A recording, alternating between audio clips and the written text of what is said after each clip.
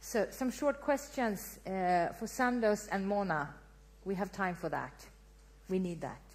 People who ask the questions get up. It would be very nice to see. Yeah. Oh, we need one here up on stage, actually. I am Ulla Alasseri. I'm Finn, but I live in Italy, so I am here as Italian. My question can be a little silly. We Europeans, and me personally, sometimes we are very silly. The point is, could you go around in Cairo dressed like that today? Yeah. Really? I can go around dressed, I mean, this is quite conservative too. You should come downtown. And the second is, you were talking about the stories. Are they stories about what happened, what's happening, or what happened recently? Not the traditional stories. No, this is why I did not elaborate on this point because of time. The project works on 2 stages. The first stage used to focus on stories from the 18 days. And then the second stage, which started only recently, and we did our first performance 2 weeks ago, it's on stories after the 18 days, because we do believe that the revolution is ongoing, and then the violence and clashes with the army is also included in what we see as the revolution. So, yeah, it's ongoing. You don't call it war, you call it revolution. Or an uprising. It doesn't, I don't call it anything. We call it the Tahrir Monologues, we call it stories. I don't mind it being classified as an uprising or a revolution, but it's definitely not a war. That's great. Thanks. So we have one more question here. One there. Thank you very much for your presentation. It's very inspiring too. My name is Faiza Marzuki from Indonesia, Jakarta. You know what you told to us, it's very similar what's happened in Indonesia in 1998 about the quote-unquote revolution to ask the regime step down.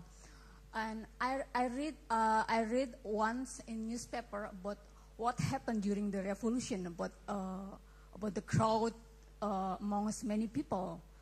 That happened also about the sexual harassment among the women activists inside the revolution, inside the crowd. So how you see about that event and your friends to telling the story about very important event? Because in any kind of revolutions, women also has their own problem, like sexual harassment inside their struggle. So this is very important issue. We have problem to face our friends, quote unquote men friends, because in this crucial event, also women face the difficult situation, harassment from our friends inside the crowd. So how you see about the situation? It's very important as artists, as journalists, to tell about this story. Mm-hmm. Thank you very much. You're welcome. Stories of harassment were already always on annual basis performed in my other project, Bussi Monologues, because it's stories related to womanhood. So we keep getting harassment stories every year, and every year on stage you have harassment stories. And regarding to harassment on the square or during events related to the revolution, it's very different than the situation of harassment generally in Egypt. Because on the square we have been led to believe, as people on the square and as girls who have been through that incidents, that those attempts are actually organized, because men would always approach you in groups and use the same manner. And this never happens randomly on streets. So they've been led to believe, or at least this is my belief and the belief of many others, that this is actually organized by the state or by the army to actually kind of stop us from taking to the square, because the effect of harassment is very harsh. It kind of breaks you in a way. And a lot of girls don't want to go to the square again because of that. I did a performance a month and a half ago, and it was only about harassment on the square. This was different than Tahrir Monologues. It was I separate them because there is always too much feminine energy for males, and it's hard. What do we do about that? Do you want to know what I personally do? I go to the square with a Swiss knife and I hold it at the back. because usually this is the type of harassment you'd get when you're at the front lines, because they always rely on the fact that you won't be able to catch them. You won't be able to tell because there are so many people and it's usually dark. If it's a harasser that you can see, or it happens in a place where there's light and there are lots of people around you, we just grab them and then we beat them to death. Every single time someone tries to harass me on the square, I usually scream out, "He's trying to harass me on the square!" And then I don't know what happens, but I think they face very unfortunate fates.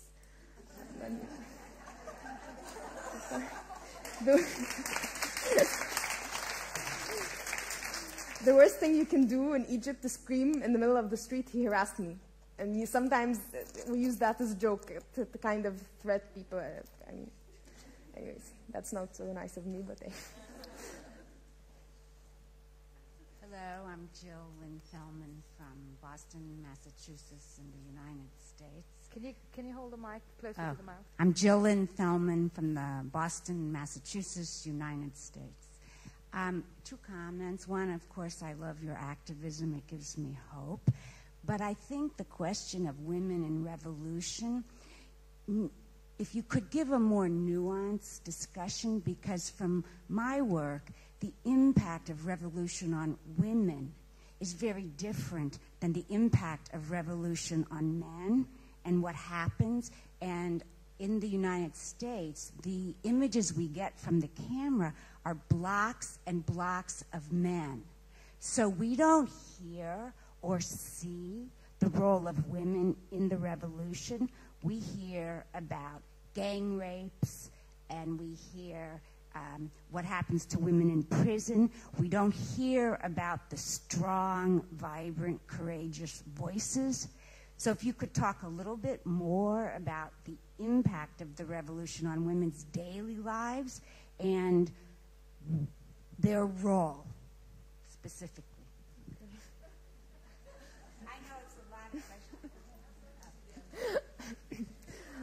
I'm going to try and be as nice as possible. This is an open space, right? I mean, this is a free space that I can say whatever it is I want. I do believe that the coverage of foreign media, especially in the US, specifically, is very narrow and has a certain agenda, strong agenda, that shows only women.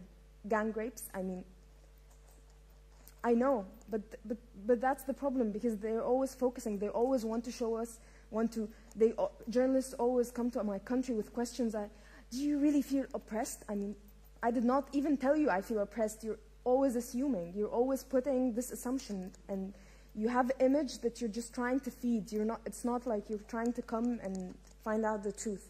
I'm not saying that the situation or the status quo of women in Egypt is perfect, but it is not as it seems to be. The reason why recent acts of violence did not show women on the front line is because it was too violent, too bloody, that the men, when we would get closer, they would ask me not to.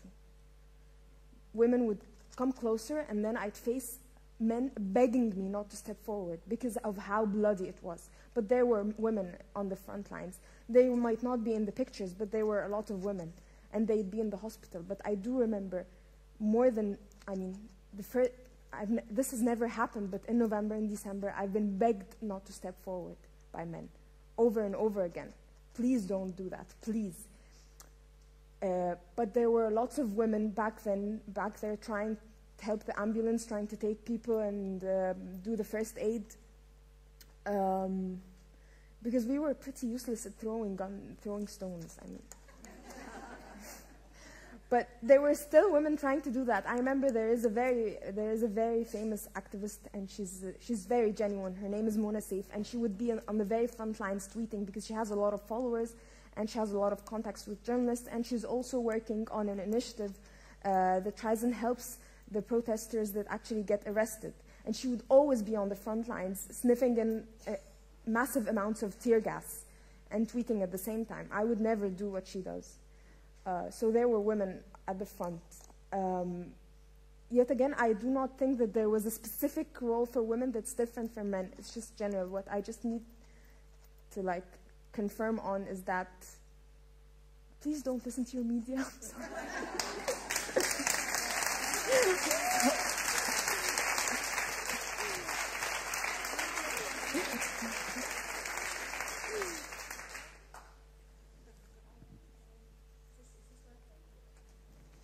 Yeah. Should it?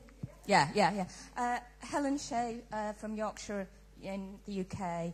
I'm a playwright and also a lawyer. And I was really interested in what you said about the storytelling, freeing people from censorship, being empowering, but at the same time, the state law on censorship has remained the same. And I wondered if you saw that heading for a clash.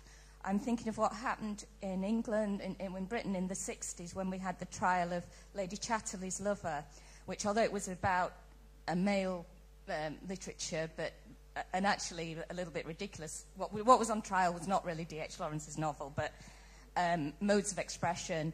And that led to a lot of freedom, I think, particularly for women writers, to be able to express their sexuality afterwards, and kind of swept away all our ridiculous, antiquated censorship laws.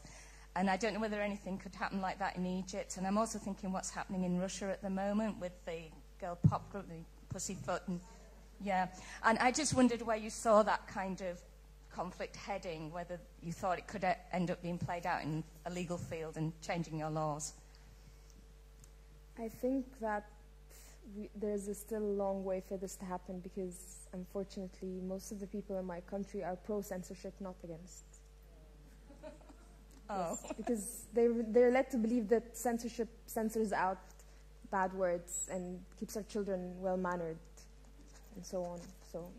But they don't see it as, when you say that they're feeling empowered by telling the stories, they don't see that is part of, working outside the rules on censorship. They don't actually equate the two then yet. Some do, but still, you're talking about artists or people working with art, and that's usually a minority. You cannot judge by that. Yeah. Okay, thank you. One last question. Yeah. My question, it could be a question. Don't you think that now that you are telling these stories in form of performance, there is this likelihood that people will think it's fiction? Is it not possible for you, since these were realities, to kind of document, like the woman you mentioned? Because most often, when women participate in revolutionary struggles like this, there is this tendency to project the men. It is right for us to rewrite history and put records straight. If you document these things as a textbook while writing your own fiction, because the stories are told, and as a playwright, you embellish the stories, kind of tilting it towards fiction, and people will think this was not real. It's necessary for you to also document it, write it in a textbook, so that these things will go into the history. Thank you very much. You're right. I mean, we use a very transparent technique for story collection, and we make it clear how we work with true stories. So no one has ever doubted whether those true stories are true or not, and you can always tell. I mean, the audience is not. They're smart enough to tell if it's a true story or just I'm making it up. But one of the things that we're trying to work on as a future plan is to actually have all those stories in a book, because we believe that we cannot forever keep performing, but a book would definitely last. Okay. So thank you very much. You have the opportunity to meet them later on. Thank you.